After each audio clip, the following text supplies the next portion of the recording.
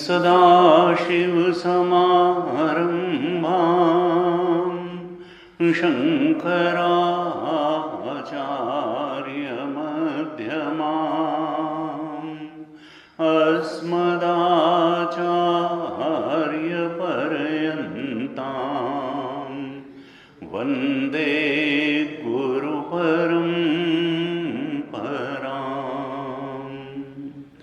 अज्ञानतिमिरान्धस्य ज्ञानाञ्जनशलाकया चक्षुरुन्मीलितं येन तस्मै श्री गुरवे नमः। तस्मै श्री गुरवे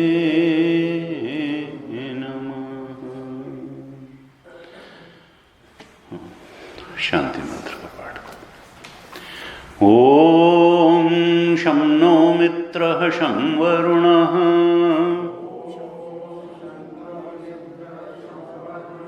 शं नो भवत्वर्यमा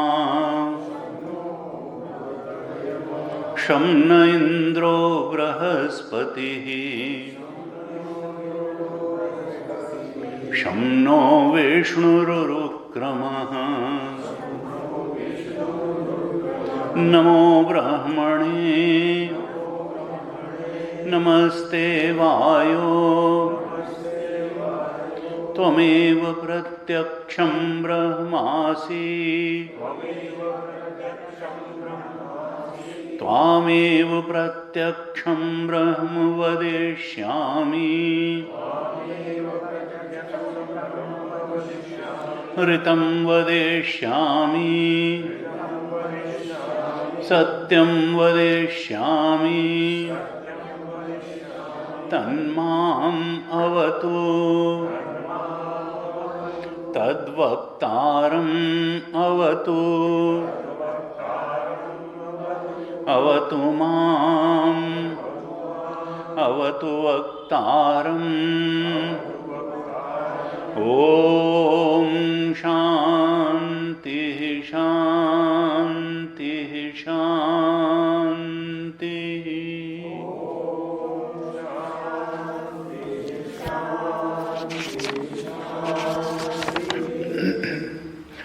ब्रह्मानंद वल्ली के छठे अनुवाक का पाठ करते हैं। असन्नेव स भवति असद्ब्रह्मेति वेद चेत् अस्ति ब्रह्मेति चेद्वेद सन्तमेनं ततो विदुरिति तस्यैष एव शारीर आत्मा यः पूर्वस्य अथातोऽनुप्रश्नाः उता विद्वानमुं लोकं प्रेत्य कश्चन गच्छति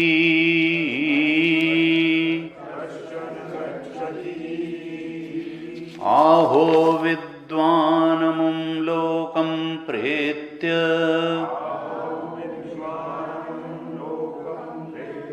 कश्चित् समश्नुताउ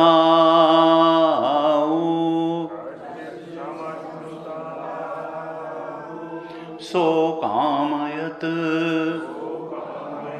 बहुस्यां प्रजायेति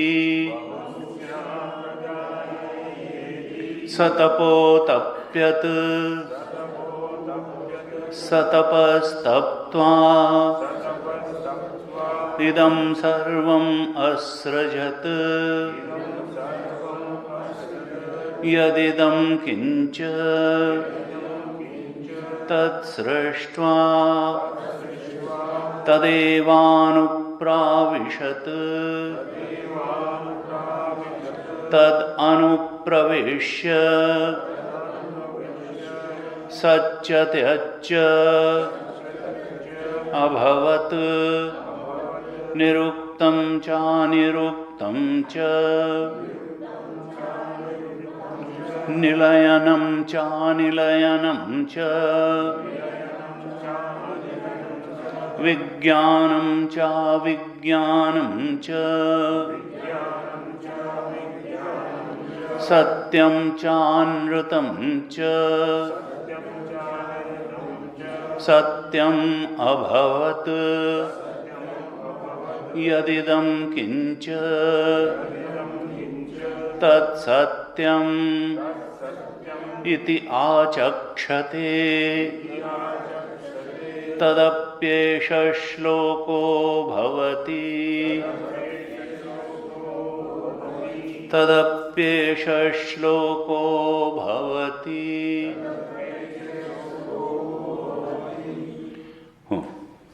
थोड़ा पाठ कर लेते हैं। कल तक हमने जहाँ चर्चा की थी भाष्य की, उसके बाद थोड़ा पाठ करके चर्चा करते हैं। ये आपकी गीता प्रेस की किताब में 135 पेज के शुरुआत से, पेज 135 वहाँ से पाठ करते हैं। आप दोहराइए। तस्य पूर्वस्य विज्ञानमयस्य एष एव शरीरे विज्ञानमये भवः शारीर आत्मा कोऽसौ य एष आनन्दमयः तं प्रति नास्ति आशंका नास्तित्वे अपोढ सर्वविशेषत्वात्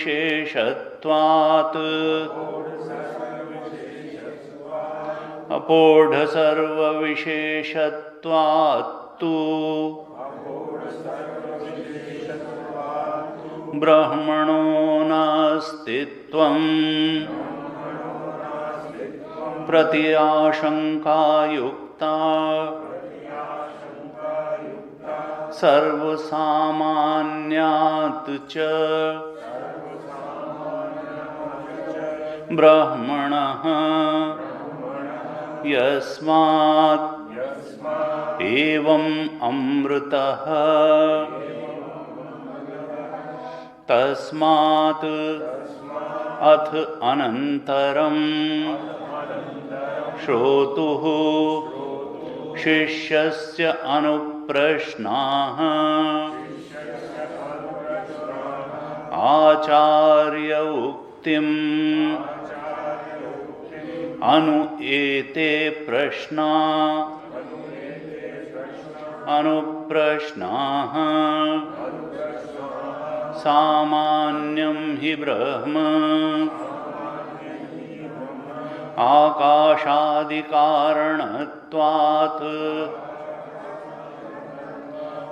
विदुषः अविदुषः च तस्मात् अविदुषः अपि ब्रह्म प्राप्तिः आशंक्यते उतापि अविद्वान् अमुं लोकं परमात्मानम् इतः प्रेत्य कश्चन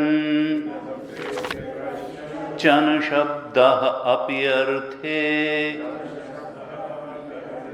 अविद्वान् अपि गच्छति प्राप्नोति किं वा न गच्छति इति द्वितीयः अपि प्रश्नः द्रष्टव्यः अनुप्रश्ना इति बहुवचनात् विद्वांसं प्रति अन्यौ प्रश्नौ यदि अविद्वान् सामान्यं कारणम् अपि ब्रह्म न गच्छति ततः विदुषः अपि ब्रह्म आगमनम् आशंक्यते अतः तं प्रति प्रश्न आहो विद्वान् इति।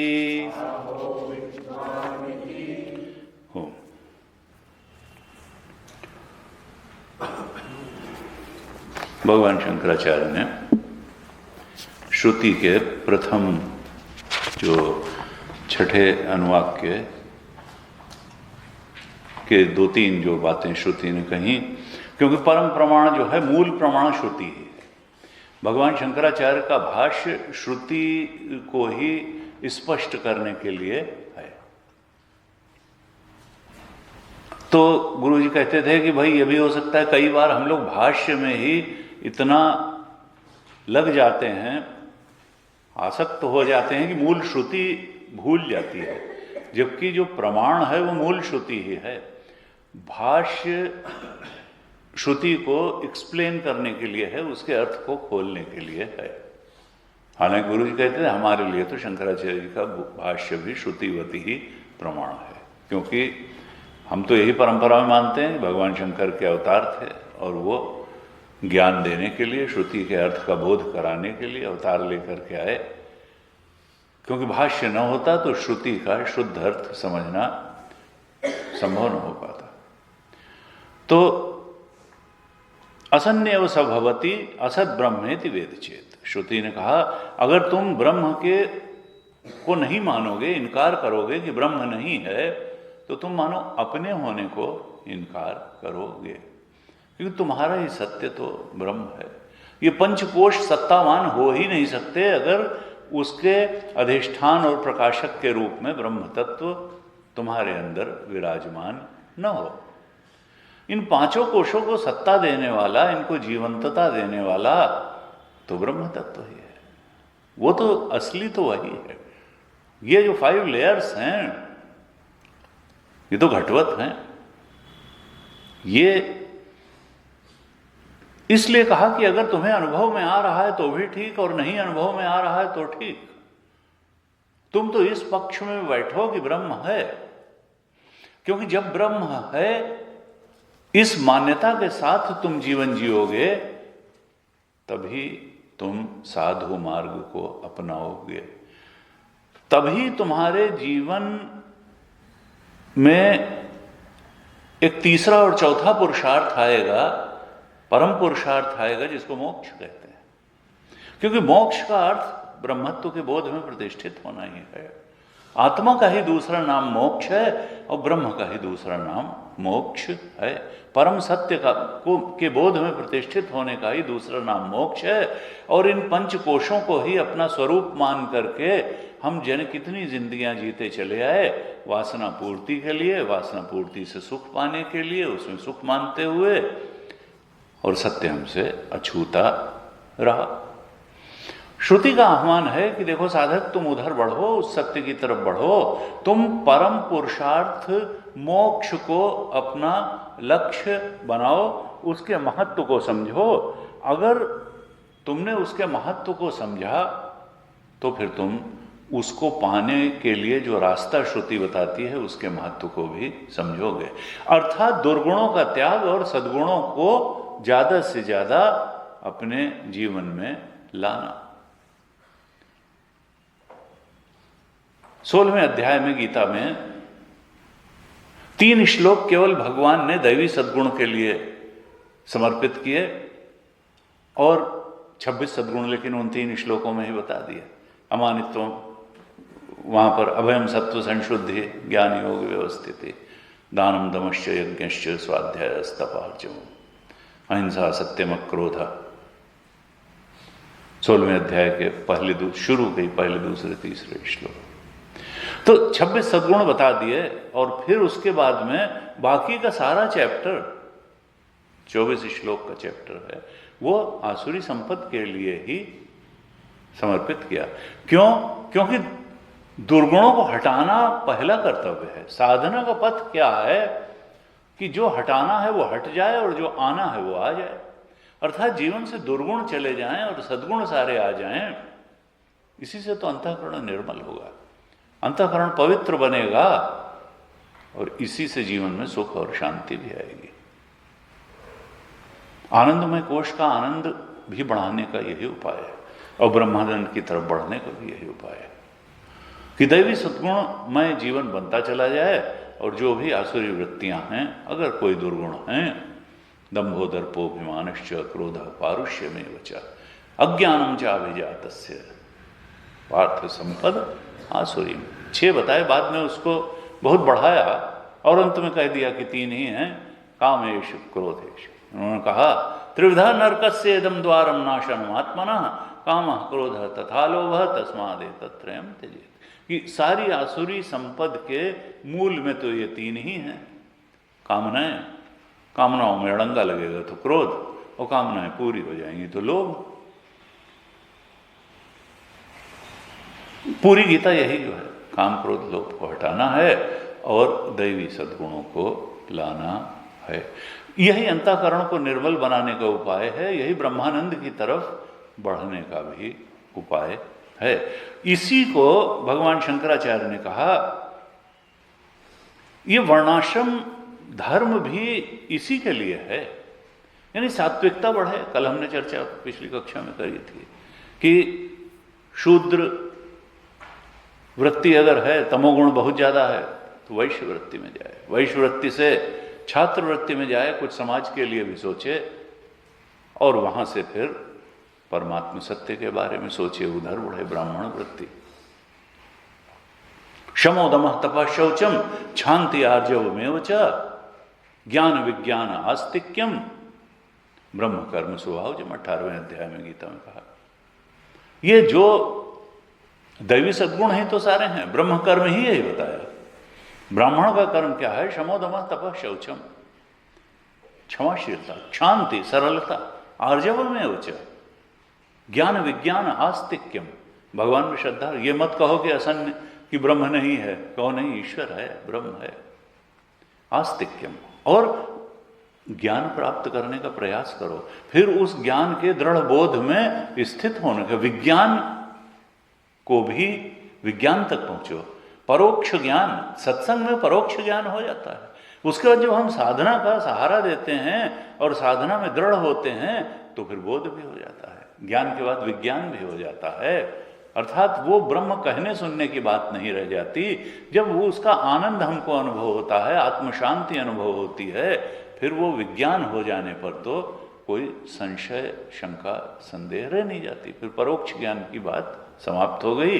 अब तो अपरोक्ष बोध हो गया, अपरोक्षानुभूति हो गई, उसका बोध, उसका आनंद हमें मिल गया। श्रुति माता यही बताने का प्रयास कर रही हैं। और भगवान शंकराचार्य ने कहा कि देखो, इसलिए तुमको साधु मार्ग स्तंभ, साधु मार्ग को अपनाना है, सद्गुणों के मार्ग को अपनाना है। और ये कौन अपनाएगा? जो ब्रह्म अस्ति ऐसी मान्यता लेकर के चलेगा। अगर किसी ने ब्रह्म नास्ति ये मान्यता बना ली तो फिर न तो वो दैवी सद्गुण अपनाने रूप धर्म को ही अपनाएगा और न श्रवण मनन निधिध्यासन ही श्रद्धापूर्वक करेगा। कहा श्रद्धानतया यथावत प्रतिपद्यते, दैवी सद्गुण अपनाओ और श्रद्धापूर्वक तुम साधु मार्ग में आगे बढ़ते चले जाओ। ऐसा करोगे तो फिर ब्रह्म की प्रतिपत्ति तुमको हो जाएगी।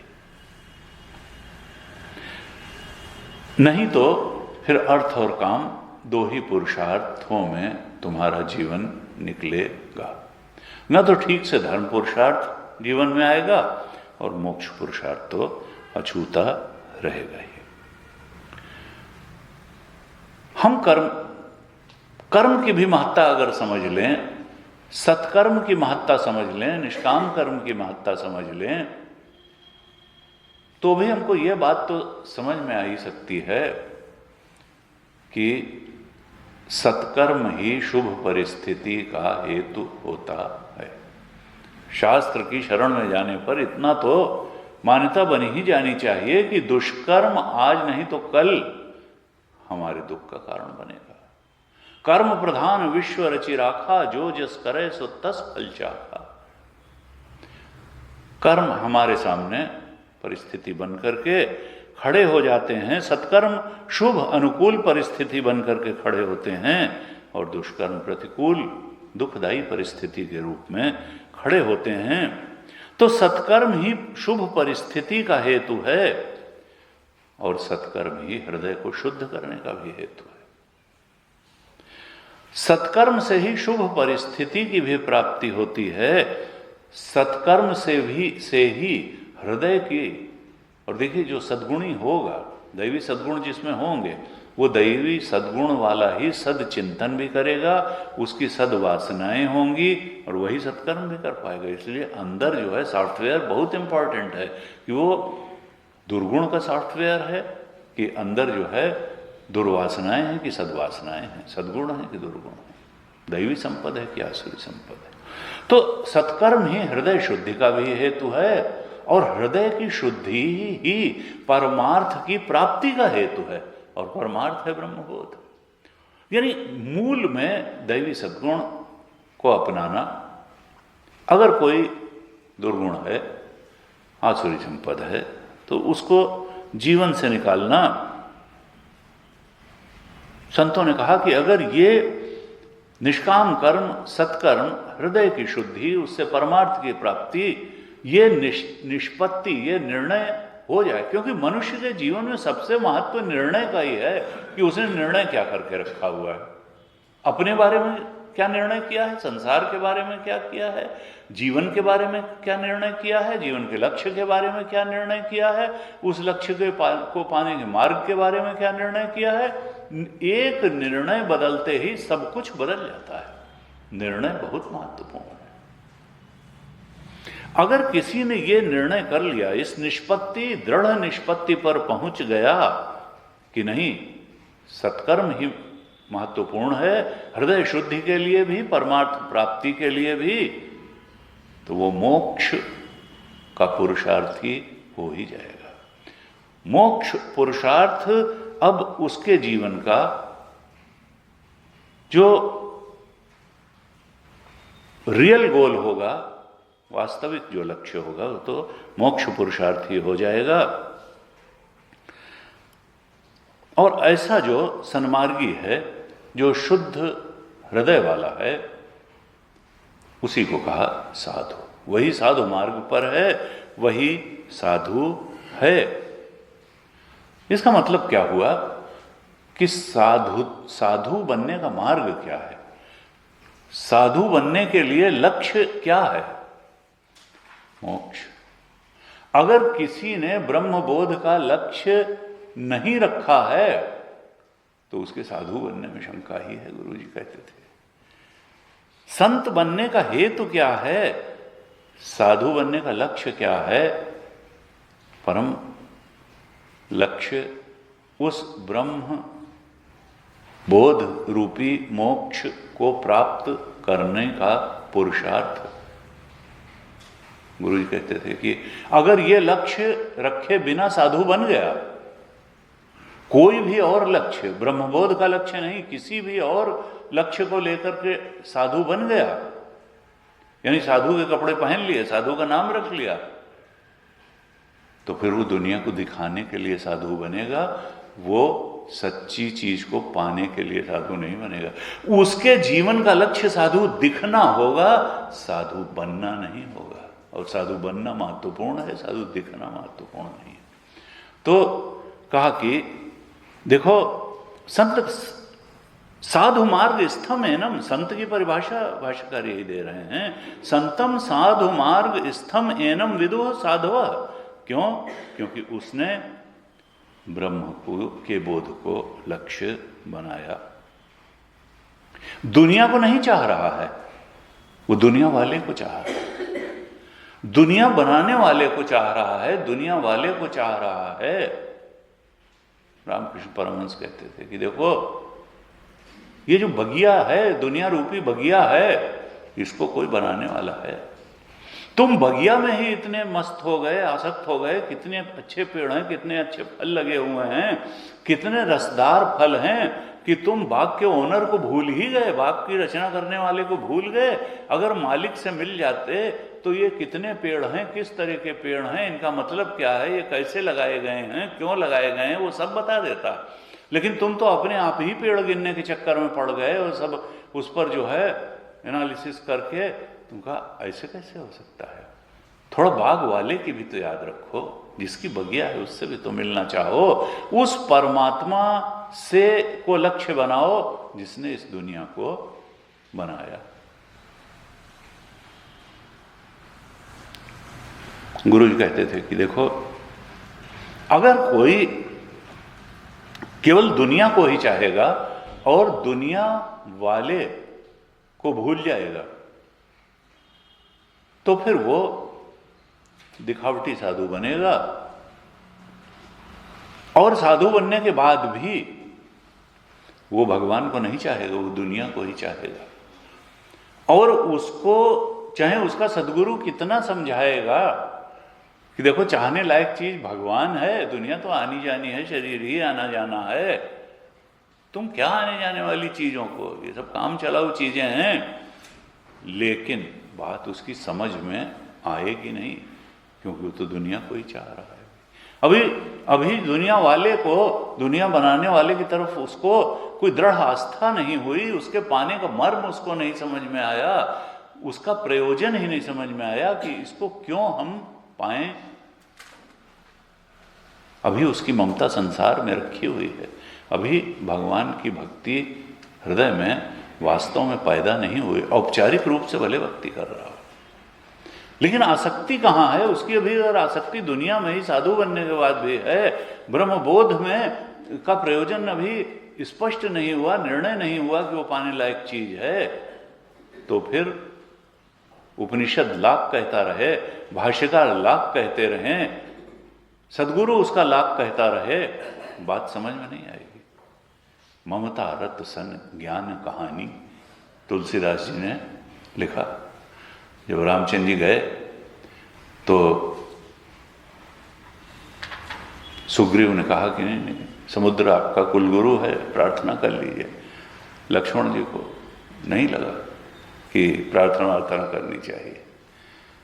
भगवान ने कहा नहीं, सुग्रीव की भी सलाह। 3 दिन तक बैठे रहे, प्रार्थना करते रहे, समुद्र ने रास्ता नहीं दिया। तब उन्होंने कहा, विनय न मानत जलधि जड़, गए 3 दिन बीत, बोले राम सकोप तब, भय बिनु होए न प्रीति। तब भगवान ने कहा, देखो ये जो नीच है वो विनय करने से नहीं मानता है, वो भय दिखाने से, जो निम्न वृत्ति का व्यक्ति जो है वो प्रताड़ना से ही मानता है। भय बिनु होए न प्रीति। और तब उन्होंने कहा लक्ष्मण जी से कि लाओ जरा धनुष ले आओ, मैं अग्नि बाण का संधान करता हूं और इसको सुखा देता हूं, हमारी सेना पार चली जाएगी। बस लक्ष्मण जी तो खुश हो गए, उनका पहले ही यही था कि यही करना चाहिए। तुरंत लाए धनुष, और भगवान ने फिर उसके पहले बाण तो संधाना, बाद में फिर 3 चौपाइयां आती हैं बड़ी बढ़िया। उन्होंने कहा, लक्ष्मण 60 सन विनय, कुटिल सन प्रीति, सहज कृपन सन सुंदर नीति। कोई शठ व्यक्ति हो, दुष्ट व्यक्ति हो, उससे आप हाथ जोड़ कर गए ऐसा करिए ऐसा करिए, वो तो और अपने को बढ़ता चला जाएगा। 60 सन में शठ व्यक्ति, दुष्ट व्यक्ति के सामने विनय करने का कोई मतलब, तो सत्पुरुषों के लोग विनय से पिघलते हैं। 60 सन विनय, कुटिल सन प्रीति। कोई कुटिल व्यक्ति है, उससे आप प्रेम करेंगे, वो आपको भी धोखा दे देगा। कुटिल सन प्रीति। और सहज कृपण, कोई बहुत ही कंजूस टाइप का आता है आदमी है, उससे कहो थोड़ा दान कर दिया करो, वो कहेगा जी पागलपन है, हैं अच्छा करेंगे, और किसी तरह अपना पीछा बेचारा छुड़ाएगा कि हम दान करें। 60 सन विनय, कुटिल सन प्रीति, सहज कृपण सन सुंदर नीति। और फिर कहा, ममता रत सन ज्ञान कहानी। कोई इतना दुनिया में आसक्त है और उससे आप कहो वैराग्य की बात करो, ज्ञान की बात करो, ब्रह्मबोध की बात करो, आत्मबोध की प्राप्त करो, वो कहेगा यार अजीब बात है, जो चीज़ दिखाई दे रही है उसको कहते हो है नहीं, और जो कहीं इसका कोई पता नहीं है उसको कहते हो कि लक्ष्य बना लो, पागल थोड़ो। तो कहा ममता रत सन ज्ञान, जो बहुत ज्यादा संसार में आसक्त है उसको ज्ञान की बात उससे की ही नहीं जा सकती, न करनी चाहिए। ममता रत सन ज्ञान कहानी। और कहा अति लोभी सन विरति बखानी।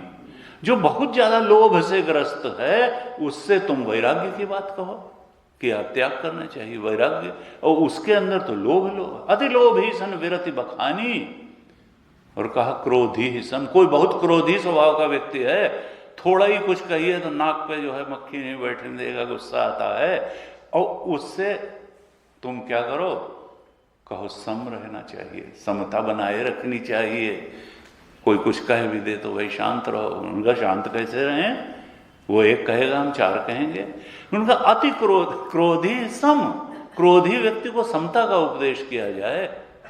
और कहा कामी ही हरि कथा, कोई कामनाओं से इतना भरा हुआ है कि हमको ये भी चाहिए, ये भी चाहिए, ये भी चाहिए, और उससे कहो तुम सत्संग में थोड़ा चले जाओ, उनका इतना काम पड़ा हुआ है, अभी हमको ये चाहिए, ये चाहिए, सत्संग में तुम जाओ भाई। कामी ही हरि कथा, उसको भगवान की बात सुनने का समय नहीं होगा जो कामनाओं से अत्यंत आक्रांत है। क्रोधी सम कामी ही हरि कथा, ऊसर बीज बये फल जथा। जैसे ऊसर में बीज बोने से कभी अंकुर नहीं फूटेगा, उगेगा नहीं, कोई उससे कोई लाभ नहीं, बीज भी नष्ट हो जाएगा। इसी तरीके से कहा कि ये जो समंदर है ये जड़ है, इससे अब 3 दिन बहुत हो गया विनय, अब ये तो प्रताड़ना की बात सुनेगा, इसलिए तुम लक्ष्मण तुम बाण और धनुष मेरा ले आओ। और वो जैसे ही संधान किया वैसे ही वो अपना थाल भर करके रत्न ले करके आ गया। तो यहां पर क्या कहना है, ममता रत सन ज्ञान कहानी। हमको जब तक दुनिया में अत्यंत आसक्ति होगी तब तक ज्ञान की बात समझ में नहीं आएगी। थोड़ा थोड़ा सा हमको, इसीलिए साधन चतुष्टय में जो सबसे महत्वपूर्ण अंग उसका है वो वैराग्य ही है, और विवेक से वैराग्य कि भाई नित्य क्या है, अनित्य क्या है। अगर हम नित्य अनित्य का ठीक तरीके से एनालिसिस कर लें, विश्लेषण कर लें, तो इस संसार में कुछ भी नित्य मिलने वाला है नहीं, सब आने जाने वाला है। और फिर जब ऐसा हम समझेंगे तो अनित्य से स्वाभाविक है कि वैराग्य होगा। इसीलिए जबरदस्ती का वैराग्य वेदांत नहीं कहता है।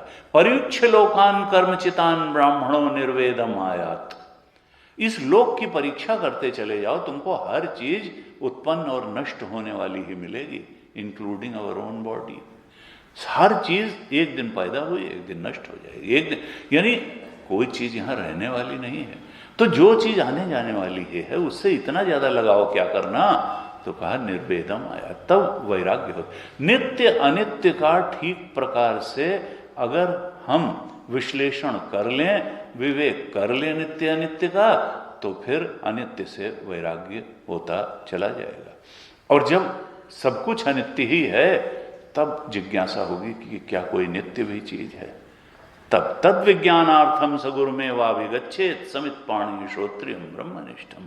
तब कोई श्रोत्रिय ब्रह्मनिष्ठ सदगुरु के पास जाएगा, वो निर्वेद प्राप्त, वैराग्य प्राप्त व्यक्ति, और वहां जाकर के उसको तब सुनने को मिलेगा कि उस आत्मा के बारे में, ब्रह्म के बारे में, तब वो सत ब्रह्म के बारे में मालूम पड़ेगा। और जो कुछ भी अनित्य है वो वास्तव में असत है, ये बात भी बिल्कुल स्पष्ट हो जाएगी। अनित्य ही नहीं है, असत भी। सत अनित्य नहीं होता है, सत्य चेतन है और वही आनंद है। वो सच्चिदानंद ब्रह्म, वो सच्चिदानंद आत्म तत्व के बारे में श्रवण मनन निधिध्यासन करके फिर वो उस नित्य तत्व, सत्य तत्व, ब्रह्म तत्व, आत्म तत्व, शुद्ध चेतन के बोध में प्रतिष्ठित होगा। तो इस प्रकार से गुरु जी कहते देखो, कोई कैसा भी हो, nobody is a lost case.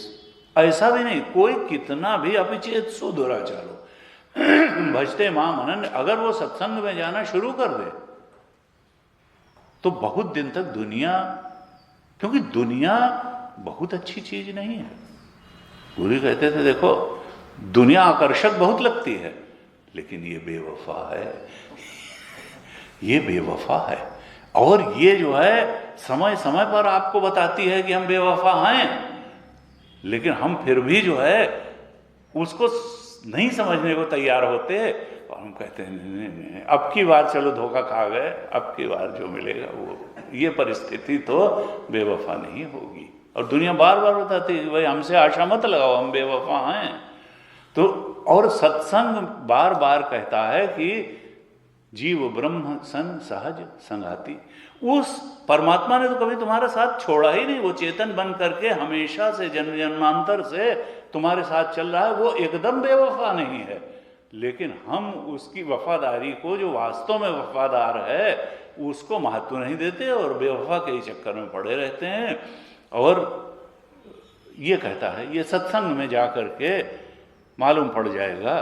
तो गुरु जी कहते थे कि भाई देखो, ये अगर व्यक्ति सारी ममता, आसक्ति, दुराचार, दुर्गुण चाहे जो हो, इसके बावजूद अगर लगातार सत्संग करता रहे, तो एक दिन वो सत्य के बोध में प्रतिष्ठित हो ही जाएगा। साधना करने की क्षमता में भी उसमें आ जाएगी, उसके सत्य के बारे में विचार भी एकदम स्पष्ट हो जाएंगे। क्यों? क्योंकि दुनिया तभी तक ताकतवर लगती है जब तक ताकतवर सत्संग उसके सामने खड़ा नहीं होता है।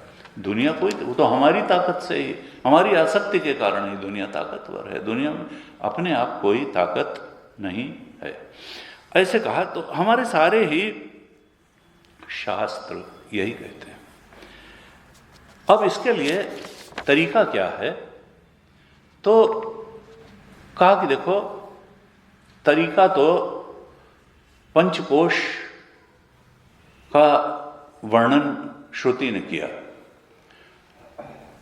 और यहां से पंचकोशों से मैं बुद्धि को हटाना, और जो आनंदमय का भी अधिष्ठान है ब्रह्म तत्व, वहां पर मैं बुद्धि कर लेना। ये कैसे किया जाए? तो पहले भी हम लोगों ने कठोपनिषद आदि पढ़ा था, मुंडक उपनिषद, उसमें भी ये लय की प्रक्रिया बहुत अच्छी बताई गई थी। कठोपनिषद में कहा था, यच्छेद वांग मनसी प्राज्ञा यन्नियच्छेद ज्ञानमात्मनि, ज्ञानमात्मनि महति नियच्छेद ये कहा, वहां पर भाष्य बड़ा अच्छा लिखा था भगवान शंकराचार्य ने इस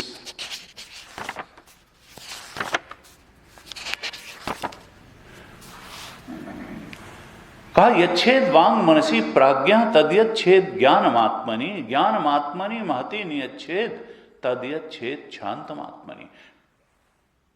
ये कठोपनिषद में तीसरी वल्ली का 13वां श्लोक का देखो, ये जो इंद्रियां हैं वहां चूंकि पंचकोश का नहीं, लेकिन हमारा अस्तित्व तो वही है, स्थूल शरीर वही है, सूक्ष्म शरीर वही है, कारण शरीर वही है।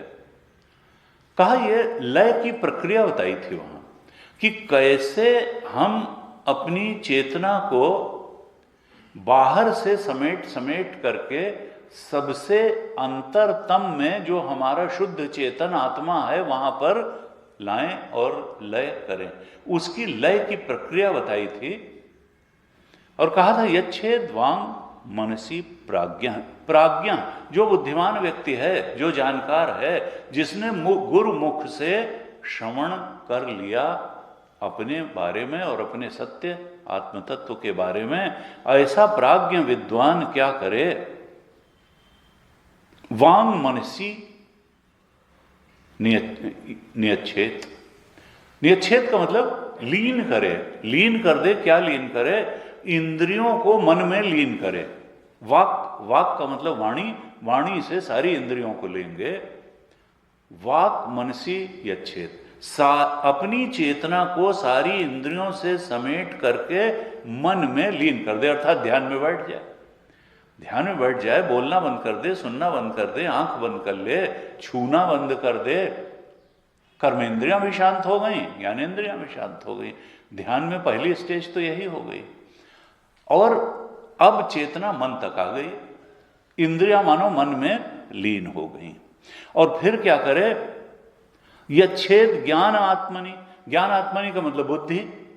बुद्धि उसके बाद क्या करे कि मन को बुद्धि में लीन कर दे, ज्ञान आत्मनि। यानी बहुत कोई सुखी दुखी इमोशनल होने की जरूरत नहीं है ध्यान के समय। बस अब वृत्तियां ही वृत्तियां बची और कुछ नहीं। अब इंद्रियों से कुछ नहीं कर रहे हैं, मन से कुछ नहीं कर रहे हैं, बुद्धि। उसके बाद क्या होगा? कहा ज्ञान आत्मनि महति नियच्छेद। अब ये जो बुद्धि है इसको महत्तत्व में लीन कर दे। ध्यान में, ध्यान की प्रक्रिया बता रहे हैं। ज्ञान आत्मनि महति नियच्छेद। अब महत्तत्व तो समष्टि बुद्धि को कहते हैं, यानी व्यष्टि बुद्धि को समष्टि बुद्धि में लीन कर दे। यानी ये जो विज्ञानमय कोश हमारा है, ये हमारा नहीं है, इसको समष्टि विज्ञानमय को, समष्टि बुद्धि के साथ इसका तादात्म्य कर ले। क्योंकि जो व्यष्टि में है वही समष्टि में है, यथा पिंडे तथा ब्रह्मांडे। अगर हमारा एक स्थूल शरीर है तो ब्रह्मा जी का भी एक स्थूल शरीर है। जो जितना फिजिकल एग्जिस्टेंस है वो सब ब्रह्मा जी का स्थूल शरीर है। अगर हमारा एक मन है तो ब्रह्मा जी का मन, अगर हमारी बुद्धि है तो हिरण्यगर्भ ब्रह्मा जी की भी बुद्धि, वो समष्टि बुद्धि है।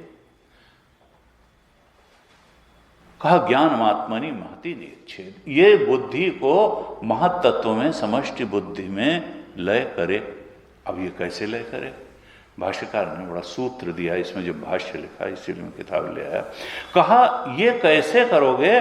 प्रथमजवत स्वच्छ स्वभावकम आत्मनम आत्मनो विज्ञानम आपादयेत इत्यर्थ। इसको मिलाने का तरीका क्या है? ये जो व्यष्टि बुद्धि है इसको समष्टि बुद्धि में लीन करने का तरीका क्या है? समष्टि बुद्धि पहली अभिव्यक्ति थी, उसके पहले तो मैनिफेस्टेशन था नहीं। हिरण्यगर्भ ही प्रथम अभिव्यक्ति हुई। जब महाप्रलय से सृष्टि रचना काल आया तो हिरण्यगर्भ प्रथम अभिव्यक्ति थी, समष्टि बुद्धि ही पहले बनी। कहा वो कैसी थी, उसमें रजोगुण तमोगुण नाम मात्र था, सतोगुण ही डोमिनेटेड था। और स्वच्छता का, मन और बुद्धि की स्वच्छता का मतलब क्या है कि ज्यादा से ज्यादा सात्विक बनती चली जाए। कहा अपनी बुद्धि को इतना सात्विक बना लो मानो प्रथमज वत शुद्ध हो जाए, यही उसमें लीन होना है। प्रथमज वत स्वच्छ स्वभावकम आत्मनो विज्ञानम आपादयेत इत्यर्थ। अपनी इस विज्ञानमय आत्मा अर्थात बुद्धि अर्थात विज्ञानमय कोश को इतना स्वच्छ बना लो, निर्मल बना लो, सात्विक बना लो, मानो वो हिरण्य गर्भ की बुद्धि हो, जहां 99% से ज्यादा सतोगुण ही बढ़ गया था। ये अगर हमने कर लिया तो मानो समष्टि बुद्धि में हमने व्यष्टि बुद्धि को लगा दिया, शुद्ध करने की बात है। और कहा फिर ये जो ज्ञानमात्मनि है, ये यच्छेद शांत आत्मनि, इसको जो शांत आत्मा अर्थात साक्षी भाव है, साक्षी में लीन कर दो। कहा सर्व विशेष प्रत्यस्तमित रूपे अविक्रिय सर्वांतरे सर्व बुद्धि प्रत्यय साक्षिणी मुख्य आत्मनि यच्छेत।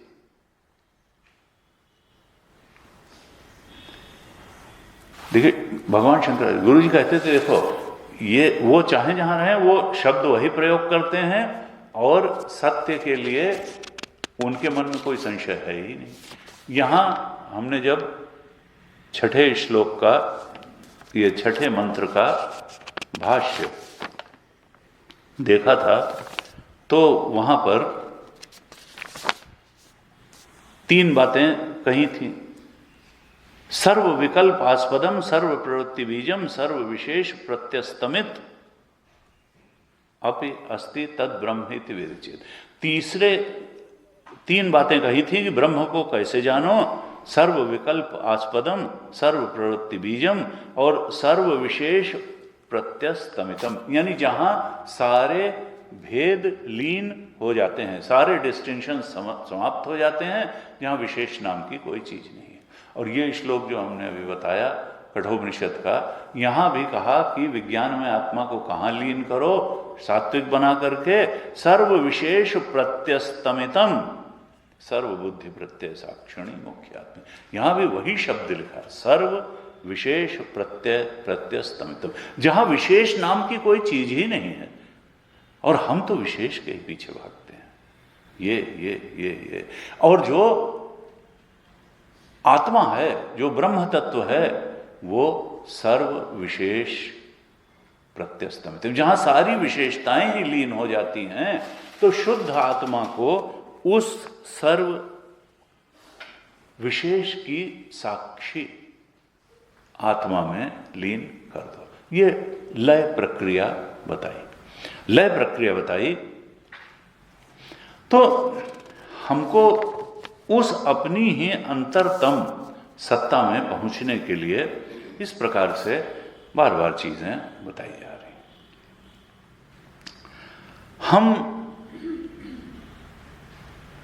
जीवत्व में फंसे हुए हैं, हम अपने को जीव के रूप में पहचान रहे हैं, शुद्ध बिंब रूप चेतन के रूप में न पहचान के प्रतिबिंब चेतन के रूप में पहचान रहे हैं। और फिर वासनाओं की पूर्ति के लिए, कामनाओं की पूर्ति के लिए हम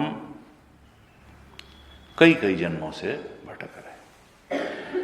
हमने जहां से आज पाठ किया ये भाष्य का, थोड़ा इसको देखते हैं। कहते हैं तस्य पूर्वस्य विज्ञानमयस्य एष एव शरीरे विज्ञानमये भवः शारीर आत्मा। ये विज्ञानमय के भीतर उपलब्ध होने वाला आनंदमय आत्मा है। ये पेज 135 पे तस्य पूर्वस्य विज्ञानमयस्य एष एव शरीरे विज्ञानमय भवः शारीर आत्मा। विज्ञानमय आत्मा के अंदर उपलब्ध होने वाला आनंदमय आत्मा है। को असौ या एष आनंदमय, ये विज्ञानमय के अंदर उपलब्ध होने वाला आनंदमय है। तम प्रति नास्ति आशंका, उसके होने के बारे में किसी को शंका नहीं है। क्यों? क्योंकि ये तो प्रत्यक्ष अनुभव में आता है। सब कोई जानता है कि हम सुखी दुखी होते हैं, हम आनंदित होते हैं, इसका मतलब कि वो कहीं तो होते हैं, अंदर तो आनंदमय आत्मा तो है। आनंदमय के होने में किसी न प्रति नास्ति आशंका न अस्तित्व, इसके अस्तित्व में, इसके होने में किसी को आशंका नहीं है आनंदमय कोश के। लेकिन अपोढ़ सर्व विशेषत्वात्तु ब्रह्मण न अस्तित्वम प्रति आशंका युक्ता, ब्रह्म के न होने के बारे में अगर आशंका होती है कि ब्रह्म नहीं है, तो ये ठीक ही है। क्यों ठीक है? ब्रह्मण न अस्तित्वम प्रति आशंका, भाष्यकार कहते हैं युक्ता, वो उन लोगों को भी थोड़ा सा वेटेज दे रहे हैं जो ये मानते हैं कि ब्रह्म नहीं है। कहा हां, ऐसी शंका हो सकती है और ये ठीक ही है। क्यों हो सकती है? अपोढ़ सर्व विशेषत्वात् तु, क्यों? क्योंकि ब्रह्म में सारे विशेषों का निराकरण होता है। ब्रह्म सर्व विशेष से रहित है। अपोढ़ सर्व विशेष, अपोढ़ का मतलब हटे हुए हैं, वहां से गए हुए हैं, वहां विशेष नाम की। अब निर्विशेष चीज जो है, बुद्धि तो विशेष को ही पकड़ती है, तो बुद्धि निर्विशेष को पकड़ ही नहीं सकती है। और उसको लगता है कि जब हम पकड़ ही नहीं पा रहे हैं तो बुद्धि तो यही कहेगी कि नहीं है। उसके न होने के बारे में शंका हो सकती है, युक्त है। क्यों?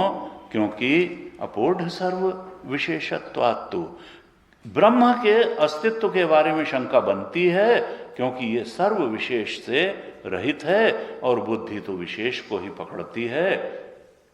फिर दूसरी एक युक्ति देते हैं, सर्व सामान्यात् च ब्रह्मणः यस्मात् एवं अतः तस्मात्। अथ अनंतरम श्रोतु शिष्यस्य अनुप्रश्नाः सर्व सामान्याच्च ब्रह्मण। ब्रह्म कैसा है? वो तो सबका अधिष्ठान है, सर्व में गया हुआ है। ये कुर्सी में भी ब्रह्म है, ये माइक में भी ब्रह्म है, ये मेज में भी ब्रह्म है, और इसी को पुराणों में प्रतीक रूप से कहा जाता है। प्रहलाद से उसके पिता ने कहा, भगवान भगवान करते हो, ईश्वर ईश्वर करते हो, ईश्वर कहाँ है? कहा ईश्वर कहाँ नहीं है, सब जगह है। और उसने कहा ये खंभे में है, उसने कहा नहीं, हाँ खंभे में, सब जगह है ईश्वर। और उसने मारी तलवार और भगवान वहीं से प्रकट हो गए, खंभे से ही प्रकट हो गए। भक्त का मान रखने के लिए नरसिंह भगवान खंभे से ही प्रकट हो गए, तो भगवान सब जगह। कहा सर्व सामान्याच्च ब्रह्मण, ब्रह्म तो सब कुछ में समान रूप से गया हुआ है, अनुगत है, व्याप्त है। और इसलिए यह शंका उचित ही है। क्यों? क्योंकि हम विशेष को तो पकड़ पाते हैं, सामान्य को हम पकड़ ही नहीं पाते। हमारी बुद्धि विशेष को ही पकड़ने की आदी है, सामान्य को नहीं पकड़ पाती है। सामान्य का मतलब क्या है? तो एक शास्त्र में आया कि एकम अनेक अनुगतम नित्यम सामान्यम, जो है तो एक और अनेक में गया हुआ है। एकम अनेक अनुगतम, उसी को कहते हैं सामान्यम। सामान्य क्या है? जो है तो एक लेकिन अनेक में गया हुआ है। जैसे यूनिट होती है, 100 रुपया में भी 1 रुपया गया हुआ है, 2000 में भी एक, वो यूनिट है, इसीलिए वो सब में गया हुआ है, सब में गया हुआ है। एक है लेकिन अनेक में गया हुआ है। एकम अनेक अनुगतम नित्यम, और हमेशा गया हुआ है, नित्यम, उसको कहा सामान्यम। एक है, अनेक में अनुगत है, नित्य है, वही सामान्य है। जैसे इंडिविजुअल पर्सन है ये, ये स्त्री, ये पुरुष, ये, लेकिन उसमें जो मनुष्यत्व है वो सामान्य है। इतने सारे स्त्री पुरुष इस धरती पर हैं, उनमें सामान्य क्या है? मनुष्यत्व।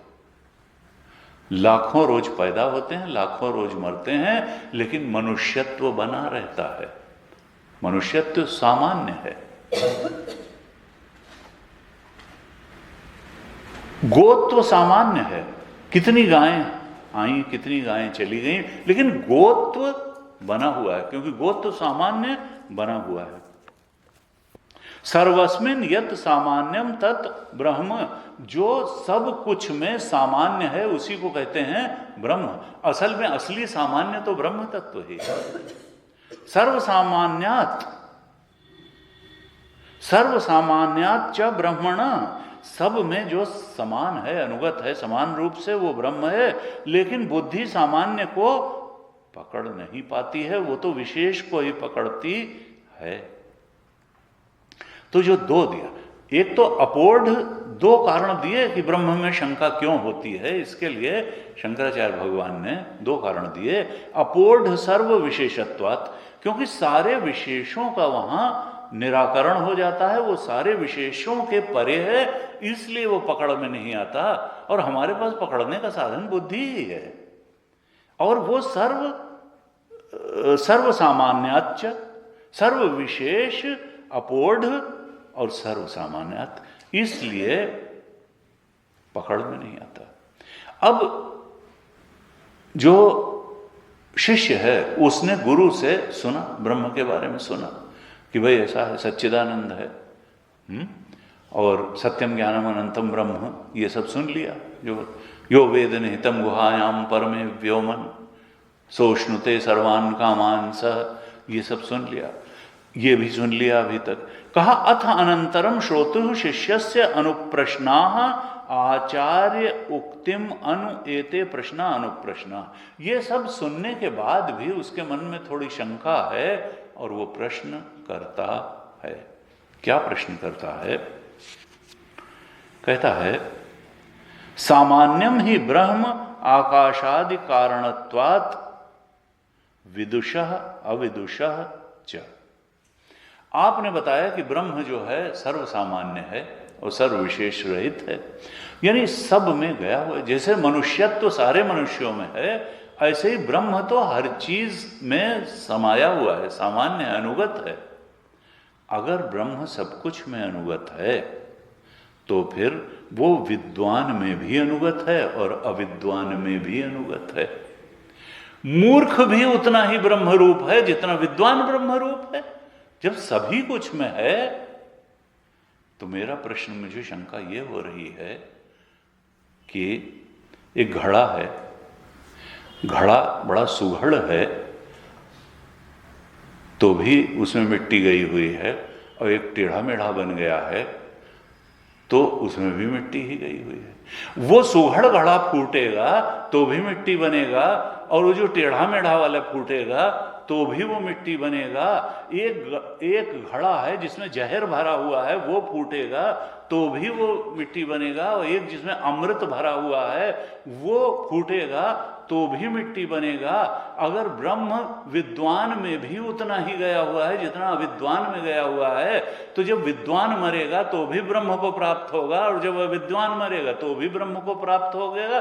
तो फिर झगड़ा क्या कर रहे हो कि नहीं ये ज्ञान से ब्रह्म प्राप्त होगा और ज्ञान, अगर तो वो सब कुछ का कारण है तो फिर साधना की जरूरत क्या है?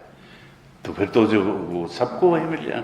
तो कहा सामान्यम ही ब्रह्म आकाशादि कारणत्वात् विदुषः अविदुषश्च। अगर सब कुछ का कारण ब्रह्म ही है, वो सर्व कारण है, तो फिर वो विद्वान का भी कारण है और अविद्वान का भी कारण है।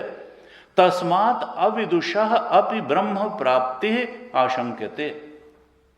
इसलिए यह आशंका होती है कि जब अविद्वान अमुम लोकम प्रेत्य जाएगा तो फिर वो भी ब्रह्म को प्राप्त कर लेगा।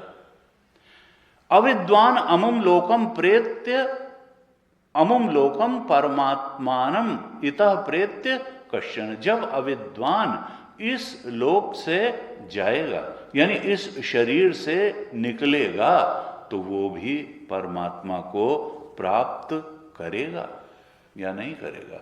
श्रुति में भी ये चीज थी। हम थोड़ा श्रुति का भी अर्थ पहले देख लें। 2-3 पंक्तियों का अर्थ तो हमने देखा था। असन्नेव स भवति, श्रुति ने कहा कि अगर कोई ऐसा निष्कर्ष निकाल लेता है कि ब्रह्म का अस्तित्व ही नहीं है तो असन्नेव स भवति, वो स्वयं ही असत, नॉन एग्जिस्टेंट हो जाता है। असत ब्रह्मेति वेद चेत, अगर वो समझता है कि ब्रह्म नहीं है तो वो स्वयं ही असद हो जाएगा। अस्ति ब्रह्मेति चेद वेद संतम एनम ततो विदुर्हि, अगर कोई ब्रह्म का अस्तित्व स्वीकार करता है तो फिर ब्रह्म को सद जानने के बाद वो संत ही कहा जाएगा। इसके बाद कहा तस्येष एव शारीर आत्मा, पूर्व में कहे गए जो विज्ञान में कोश का है, इस कोश का ये आनंद में अंतरात्मा है। अथा तो अनुप्रश्ना, अब शिष्य के प्रश्न हैं। अनुप्रश्ना, अनु का मतलब बाद में, किसके बाद में? उपदेश श्रवण के बाद में। अनुप्रश्ना, उसने गुरु की बात सुनी, उपदेश श्रवण के बाद ये प्रश्न किए। कहा उता विद्वान अमम लोकम प्रेत्य, उता अविद्वान अमम लोकम प्रेत्य, यहां इस शरीर से निकल करके कोई अविद्वान कश्चन गच्छति, उस परमात्मा को प्राप्त कर सकता है? ये पहला प्रश्न किया।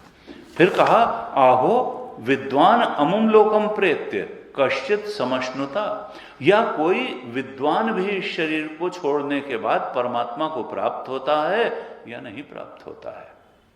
ऐसे कहा सो कामयत, अब इस पर भी आगे भाष्य आएगा। कहा सो कामयत, देखिए वो प्रश्न क्या पूछ रहा है कि विद्वान जब इस लोक से निमरता है, इस शरीर को छोड़ता है, तो वो ब्रह्म को प्राप्त होता है कि नहीं प्राप्त होता है? अविद्वान, पहले पूछा अविद्वान प्राप्त होता है कि नहीं होता है, और फिर कहा कि विद्वान प्राप्त होता है कि नहीं होता है ब्रह्म को। अब उसका उत्तर में क्या है? सो कामयत। अब उत्तर क्या दे रही है श्रुति? सो कामयत, उस परमात्मा ने कामना की। बहुश्याम प्रजा ये थी कि मैं बहुत रूप से उत्पन्न हो जाऊं। सत, और इस कामना की पूर्ति के लिए उस परमात्मा ने क्या किया?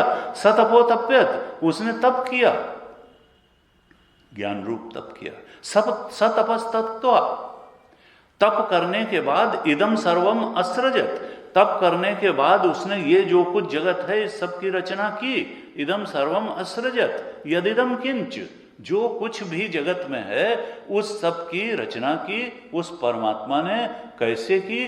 तप पूर्वक की। अभी भाष्य में बताएंगे तस्य ज्ञानमय तप, मुंडक में आया था।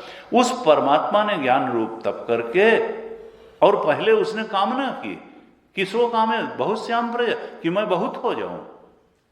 तत्सृष्ट्वा तद एव अनुप्राविशत, उस परमात्मा ने इस सब कुछ की रचना करके, यदिदम किंच, जो कुछ भी दिखाई देता है, पकड़ में आता है, इस सब की रचना करके पहले रचना की, तदेव और फिर उसमें ही प्रविष्ट हो गया स्वयं।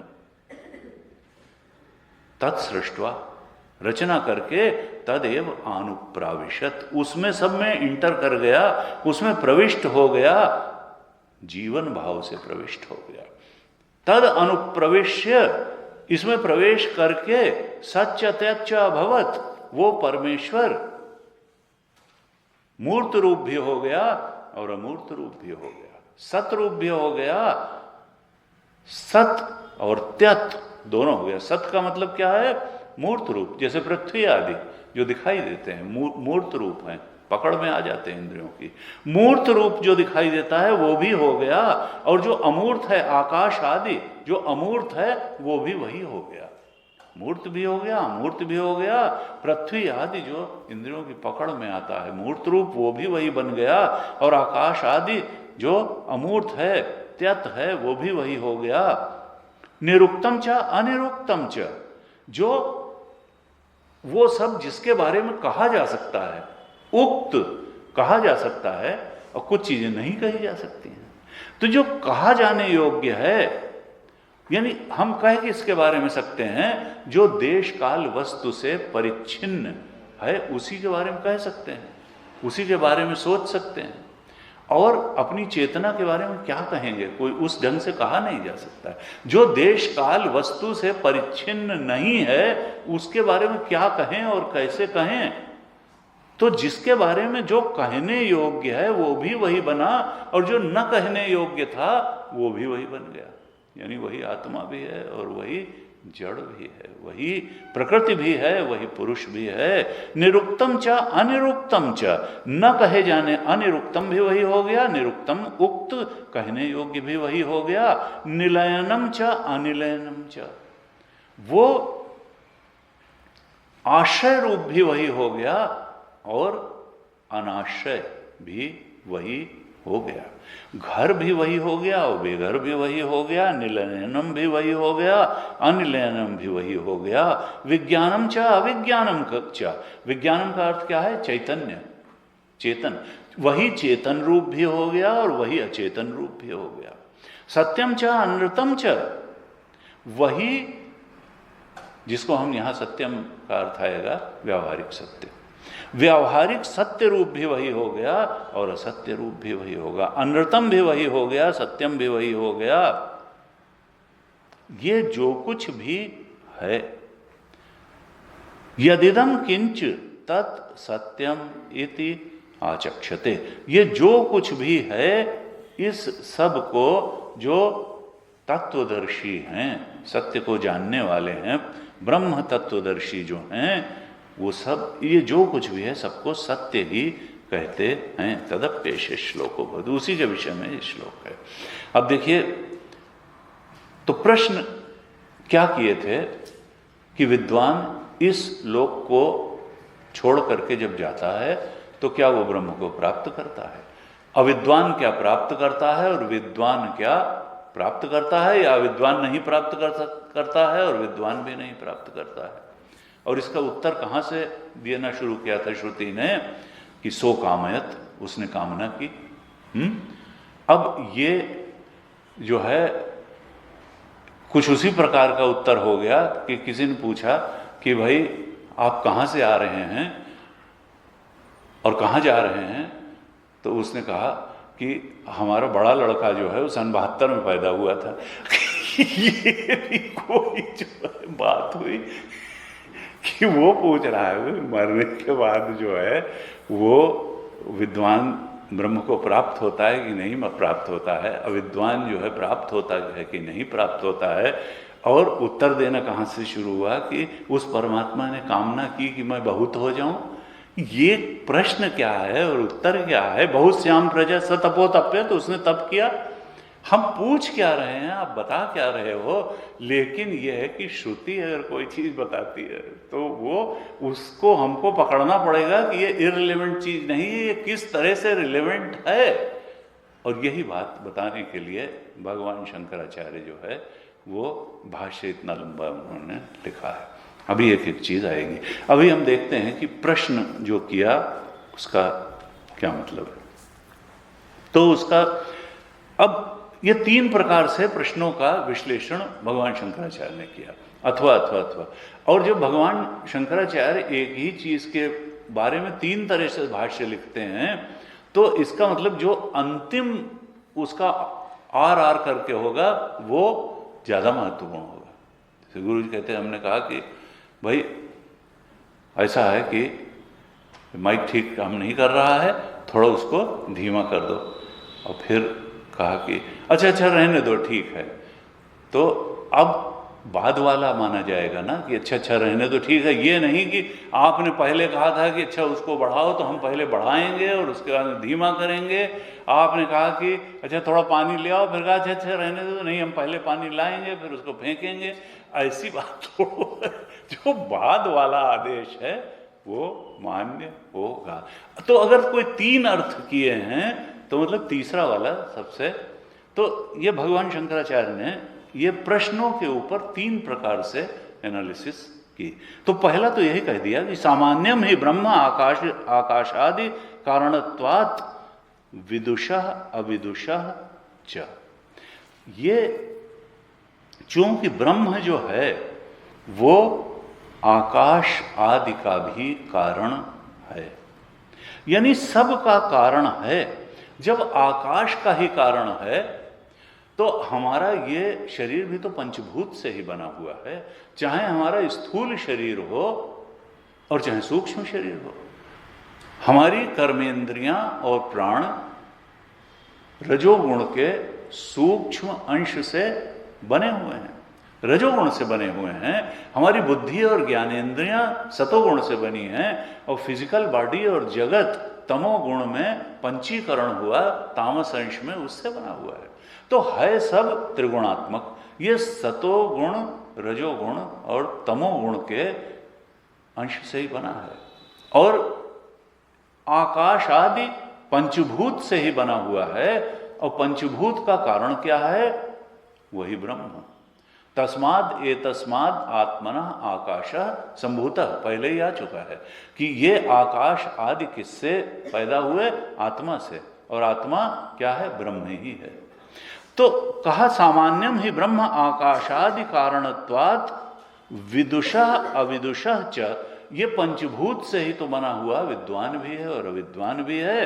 तस्मात् अविदुषः अपि ब्रह्म प्राप्ति आशंक्यते। इसलिए शिष्य को पहले आशंका हुई कि चूंकि सबका मूल मसाला तो वही है, आकाश आदि का कारण भी ब्रह्म है, तो विद्वान का भी मसाला ब्रह्म ही है और अविद्वान का भी ब्रह्म है। इसलिए आशंका होती है कि जब प्रेत यहां मर करके जाएगा तो भाई घड़ा फूटता है तो मिट्टी को ही तो प्राप्त होता है, तो ये पंचभूत का बना हुआ शरीर अपने मूल कारण ब्रह्म को ही तो प्राप्त हो जाएगा, क्योंकि अविद्वान का शरीर हो चाहे विद्वान का बना, सबका कारण तो अंत में ब्रह्म ही है। इसलिए शंका हुई कि ब्रह्म प्राप्ति आशंक्यते, कि अविदुषः को भी, अविद्वान को भी ब्रह्म की प्राप्ति होगी।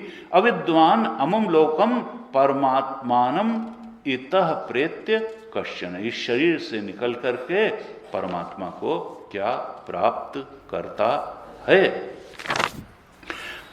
कहते हैं अविद्वान अपि गच्छति प्राप्नोति किं वा न गच्छति द्वितीयः अपि प्रश्नः। भाष्यकार कहते हैं और दूसरा प्रश्न क्या है कि कोई अविद्वान भी उस ब्रह्म को प्राप्त करता है अथवा नहीं प्राप्त करता है। नहीं है तो भी, यानी एक प्रश्न हो गया कि अविद्वान प्राप्त करता है, दूसरा है कि भाई अगर नहीं ही प्राप्त करता है तो वो बता दो। द्रष्टव्य अनुप्रश्ना इति बहुवचनात्, लेकिन प्रश्नाः आया चूंकि श्रुति में, गुरु जी हम लोग तो अपना ऐसे ही कर ले, वहां भाष्यकार ने कहा बहुवचन है, द्विवचन नहीं है। बहुवचन का मतलब एक प्रश्न कम से कम और होगा। तो द्रष्टव्य अनुप्रश्नाः इति बहुवचनात् विद्वांसम प्रति अन्यो प्रश्नो। इसका मतलब कि विद्वान के बारे में भी एक और प्रश्न किया है श्रुति में शिष्य ने।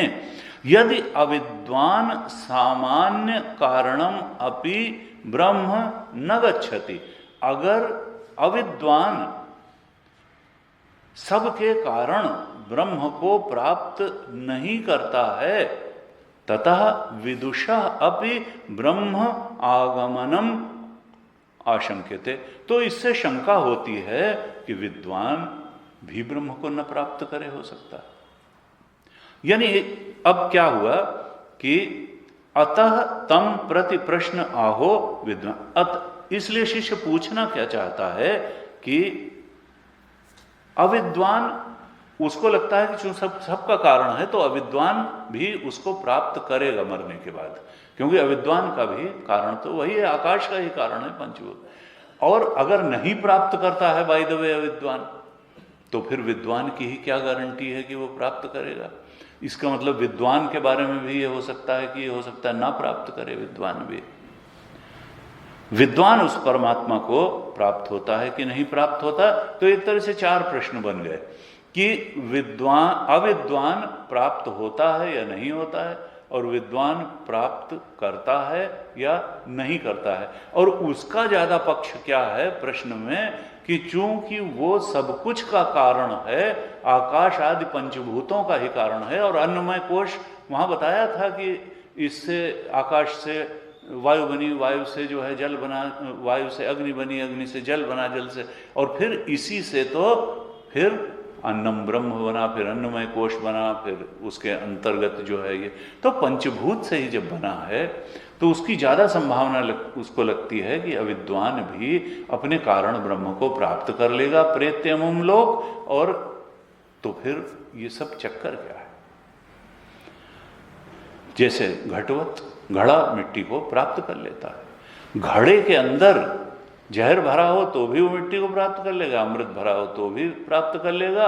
ऐसे ही अंदर ये सॉफ्टवेयर सद्गुण का है तो भी प्राप्त कर लेगा, दुर्गुण का है तो भी प्राप्त कर लेगा, सद्बुद्धि है तो भी, दुर्बुद्धि है तो भी, बोध है तो भी, नहीं है तो भी, ऐसे।